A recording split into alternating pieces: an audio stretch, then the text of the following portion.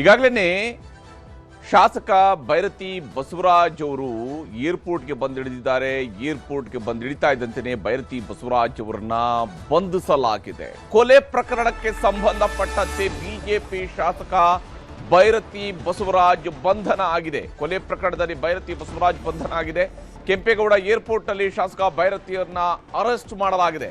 ಇಷ್ಟು ದಿವಸ ಓಡಿದ್ದು ತಪ್ಪಿಸ್ಕೊಂಡಿದ್ದು ಆದ್ರೆ ಯಾವಾಗ ಸುಪ್ರೀಂ ಕೋರ್ಟ್ ನಲ್ಲೂ ಕೂಡ ರಿಲೀಫ್ ಸಿಗ್ಲಿಲ್ವೋ, ನಿರೀಕ್ಷಣಾ ಜಾಮೀನು ಸಿಗ್ಲಿಲ್ವೋ, ಅಹಮದಾಬಾದ್ನಿಂದ ಅನಿವಾರ್ಯವಾಗಿ ಬೆಂಗಳೂರು ಕಡೆಗೆ ಬೈರತಿ ಬಸವರಾಜ್ ಬಂದಿದ್ದಾರೆ. ಹೀಗೆ ಬೈರತಿ ಬಸವರಾಜ್ ಬೆಂಗಳೂರಿಗೆ ಬಂದಿಳಿತಾ ಇದ್ದಂತೆ ಅವ್ರನ್ನ ಅರೆಸ್ಟ್ ಮಾಡಲಾಗಿದೆ. ಯಾಕಂದ್ರೆ ತಪ್ಪಿಸ್ಕೊಂಡು ಇನ್ನೆಲ್ಲಿಗೂ ಓಡಾಡೋದಕ್ಕೆ ಆಗೋದಿಲ್ಲ ಅನ್ನೋದು ಬೈರತಿ ಬಸವರಾಜ್ಗೆ ಸ್ಪಷ್ಟ ಆಗಿತ್ತು.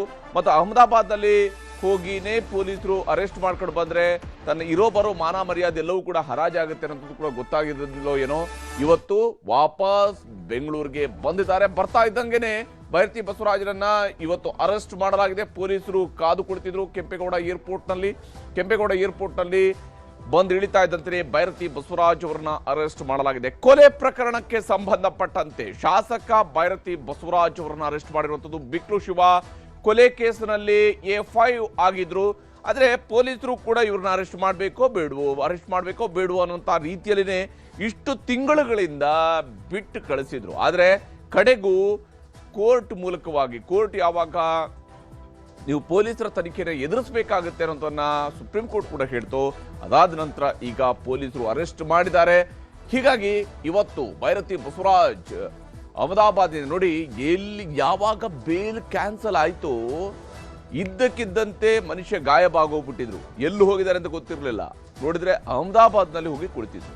ಇವತ್ತು ಸುಪ್ರೀಂ ಕೋರ್ಟ್ನಲ್ಲೂ ಕೂಡ ಬೇಲ್ ರಿಜೆಕ್ಟ್ ಆಗ್ತಾ ಇದ್ದಂತೆಯೇ ಬೈರತಿ ಬಸವರಾಜ್ ಅನಿವಾರ್ಯವಾಗಿ ಬೆಂಗಳೂರು ಕಡೆಗೆ ಬರಬೇಕಾಯ್ತು. ಯಾಕಂದ್ರೆ ಎಲ್ಲ ಕಡೆ ಲುಕ್ಔಟ್ ನೋಟಿಸ್ ಅನ್ನು ಕೂಡ ಪೊಲೀಸರು ಜಾರಿಗೊಳಿಸೋದಕ್ಕೆ ಮುಂದಾಗಿದ್ರು.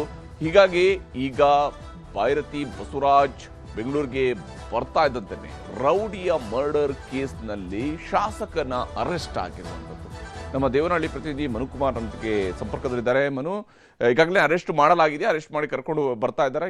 ಏನ್ ಪ್ರೊಸೀಜರ್ಸ್ ಈಗ ಸದ್ಯಕ್ಕೆ ಅಲ್ಲಿ ನಡೀತಾ ಇದೆ? ಹರಿಪ್ರಸಾದ್, ಏನು CID ಅಧಿಕಾರಿಗಳು ಕೂಡ ಈಗ ತಂಡ ಕೂಡ ಇಲ್ಲಿಗೆ ಏರ್ಪೋರ್ಟ್ಗೆ ಬಂದಿರುವಂತದ್ದು. ಪ್ರಮುಖವಾಗಿ ದೇವನಹಳ್ಳಿ ACP ಏನಿದ್ದಾರೆ ಅವರು ಏರ್ಪೋರ್ಟ್ ನ ಒಳಭಾಗಕ್ಕೆ ಹೋಗಿ ಬೈರತಿ ಬಸವರಾಜನ ಕೂಡ ಅಂದ್ರೆ ವಶಕ್ಕೆ ಕೂಡ ತೆಗೆದುಕೊಂಡಿರುವಂತದ್ದು. ಕೆಲ ಕಾಲ ಏರ್ಪೋರ್ಟ್ ನ ಒಳಭಾಗ VIP ಅಲ್ಲೇ ಕುಳಿತುಕೊಂಡು ಏನೋ ಪ್ರೊಸೀಜರ್ ಸಹ ಮುಗಿಸ್ತಾ ಇರುವಂತದ್ದು. ಅಂದ್ರೆ ಏರ್ಪೋರ್ಟ್ ನ ಒಳಭಾಗದಲ್ಲಿ ತೆಗೆದುಕೊಂಡಂತ ಸಮಯದಲ್ಲಿ ಏನೋ ಲುಕ್ಔಟ್ ನೋಟಿಸ್ ಇತ್ತು. ಆ ಹಿನ್ನೆಲೆಯಲ್ಲಿ ಕೆಲವೊಂದು ಪ್ರೊಸೀಜರ್ ಇರ್ತದೆ. ಮತ್ತೆ ಎಲ್ಲಿ ವಶಕ್ಕೆ ತಗೊಂಡ್ರು ಆ ವಶಕ್ಕೆ ತೆಗೆದುಕೊಂಡಂತ ಪೊಲೀಸ್ ಠಾಣೆಗೂ ಕೂಡ ಮಾಹಿತಿಯನ್ನು ನೀಡಬೇಕಾಗ್ತದೆ. ಹಾಗಾಗಿ ಕೆಂಪೇಗೌಡ ಅಂತಾರಾಷ್ಟ್ರೀಯ ವಿಮಾನ ನಿಲ್ದಾಣದ ಇನ್ಸ್ಪೆಕ್ಟರ್ ಮತ್ತೆ ACP ಇಬ್ಬರು ಕೂಡ ಒಳಭಾಗದಲ್ಲಿ ಇದ್ದುಕೊಂಡು ಏನೋ ಪ್ರಾಥಮಿಕ ತನಿಖೆಯನ್ನು ಸಹ ಮಾಡ್ತಾ ಇರುವಂತದ್ದು. ಈಗಾಗಲೇ CID ಅಧಿಕಾರಿಗಳು ಕೂಡ ಏರ್ಪೋರ್ಟ್ಗೆ ಆಗಮಿಸಿದಂತ ಹಿನ್ನೆಲೆಯಲ್ಲಿ ಅವರಿಗೂ ಕೂಡ ಕೆಲ ಪ್ರೊಸೀಜರ್ ನ ಮುಗಿಸಿ ಆದ ನಂತರ ಏನೋ ಅವರ ವಶಕ್ಕೆ ಕೊಡುವಂತದ್ದು. ಈಗಾಗಲೇ ACP ಹರ್ಷ ಅವರು ಕೂಡ ಏನೋ ಬೈರತಿ ಬಸವರಾಜನು ಕೂಡ ಈಗ ವಶಕ್ಕೆ ತೆಗೆದುಕೊಂಡಿರುವಂತದ್ದು. ಹರಿಪ್ರಸಾದ್, ಓಕೆ, ಧನ್ಯವಾದ ಬನು ತಮ್ಮೆಲ್ಲ ಅಪ್ಡೇಟ್ಸ್ಗಾಗಿ. ಹಾಗೆಯೇ ಈಗ ಅಲ್ಲಿ ಅರೆಸ್ಟ್ ಆದ ತಕ್ಷಣನೇ ನೇರವಾಗಿ CID ಕಚೇರಿಗೆ ಕರೆತರಲಾಗುತ್ತೆ. CID ಕಚೇರಿಯಲ್ಲಿ ವಿಚಾರಣೆಯನ್ನ ನಡೆಸಲಾಗುತ್ತೆ. CID ಕಚೇರಿ ಬಳಿಯಿಂದ ನಮ್ಮ ಪ್ರತಿನಿಧಿ ಮುನಿರಾಜು ನೇರ ಸಂಪರ್ಕದಲ್ಲಿ ಜಾಯ್ನ್ ಆಗಿದ್ದಾರೆ. ಇಲ್ಲಿ ಬಹಳ ಮುಖ್ಯವಾಗಿ ಮುನಿರಾಜು, ಎಷ್ಟೊತ್ತಿಗೆ ಈಗ CID ಕಚೇರಿಗೆ ಬರಬಹುದು, ಇಲ್ಲಿ ಏನು ಪ್ರೊಸೀಜರ್ಸ್ ನಡೆಯುತ್ತೆ ಇವತ್ತು ಬಂದ ತಕ್ಷಣ?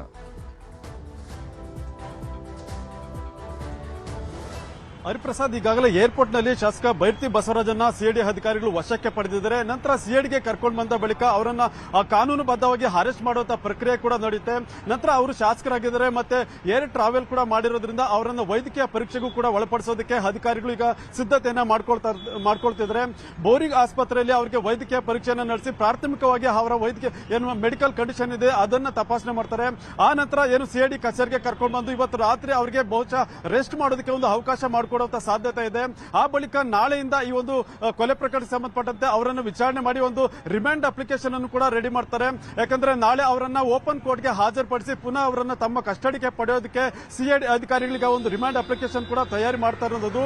ಈ ಒಂದು ಕೊಲೆ ಪ್ರಕರಣದಲ್ಲಿ ಅವರ ಇನ್ವಾಲ್ವ್ಮೆಂಟ್ ಏನಿದೆ ಮತ್ತೆ ಅವರ ವಿರುದ್ಧ ಏನೆಲ್ಲ ಸಾಕ್ಷ್ಯಗಳು ಕೂಡ ಸಂಗ್ರಹ ಆಗಿದೆ ಅನ್ನೋದ್ರ ಬಗ್ಗೆ ರಿಮಾಂಡ್ ಅಪ್ಲಿಕೇಶನ್ ಅಲ್ಲಿ ಉಲ್ಲೇಖ ಮಾಡಿ ಅವರನ್ನ ಇಂತಿಷ್ಟು ದಿನ ನಮ್ಮ ಕಸ್ಟಡಿಗೆ ಕೊಡಬೇಕು ಅಂತೇಳಿ ನ್ಯಾಯಾಲಯದ ಮುಂದೆ ಒಂದು ಮನವಿಯನ್ನು ಕೂಡ ಮಾಡೋದಕ್ಕೆ ಈಗ ತಯಾರಿ ಕೂಡ ಮಾಡ್ತಾ ಇರೋದು. ಅದರಿಂದ ಇನ್ನು ಕೆಲವೇ ಹೊತ್ತಿನಲ್ಲಿ ಅವರನ್ನ CID ಕಚೇರಿಗೆ ಕರ್ಕೊಂಡು ಬಂದು ಇಲ್ಲಿ ಕಾನೂನುಬದ್ಧವಾಗಿ ಒಂದು ಅರೆಸ್ಟ್ ಮಾಡುವಂತ ಪ್ರಕ್ರಿಯೆ ಏನಿದೆ ಅದನ್ನ ಪೂರ್ಣಗೊಳಿಸುವಂತ ಕೆಲಸವನ್ನ CID ಅಧಿಕಾರಿಗಳು ಮಾಡ್ತಾರೆ. ಹರಿಪ್ರಸಾದ್, ಓಕೆ, ಧನ್ಯವಾದ ಮುನ್ರಾಜು ತಮ್ಮೆಲ್ಲ ಅಪ್ಡೇಟ್ಸ್ಗಾಗಿ. ಹೀಗೆ ಇಲ್ಲಿ ಈಗಾಗಲೇ ಶಾಸಕ ಭೈರತಿ ಬಸವರಾಜನ್ನ ಪೊಲೀಸರು ಮೊದಲ ಹಂತದಲ್ಲಿ ವಶಕ್ಕೆ ಪಡ್ಕೊಳ್ತಾರೆ. ಅದಾದ ನಂತರ ಅರೆಸ್ಟ್ ಮಾಡ್ಕೊಳ್ತಾರೆ. ಯಾಕಂದ್ರೆ ಈ ಪ್ರಕರಣ ಅತ್ಯಂತ ಗಂಭೀರವಾದಂಥ ಪ್ರಕರಣ. ಒಬ್ಬ ವ್ಯಕ್ತಿಯನ್ನ ಕೊಲೆ ಮಾಡಿರ್ತಕ್ಕಂತಹ ಪ್ರಕರಣ. ಆ ಕೊಲೆಗಾರರ ಜೊತೆಗೆ ಆ ಪ್ರಕರಣದ A1 ಜೊತೆಗೆ ನಿರಂತರ ಸಂಪರ್ಕದಲ್ಲಿ ಈ ಶಾಸಕ ಭೈರತಿ ಬಸವರಾಜ್ ಇರುವಂಥದ್ದು ಕೂಡ ಅದಕ್ಕೆ ಪೂರಕವಂತ ಸಾಕ್ಷ್ಯಗಳಿದ್ದಾವೆ. ಈ ಕಾರಣಕ್ಕಾಗಿ ಈಗ ಅರೆಸ್ಟ್ ಆಗಿದೆ. ಕಡೆಗೂ ತಪ್ಪಿಸ್ಕೊಂಡು ಎಷ್ಟೇ ಓಡಿದ್ರೂ ಕೂಡ ಅಂತಿಮವಾಗಿ ಕಾನೂನಿನ ಮುಂದೆ ಶರಣಾಗಬೇಕಾಗಿದೆ.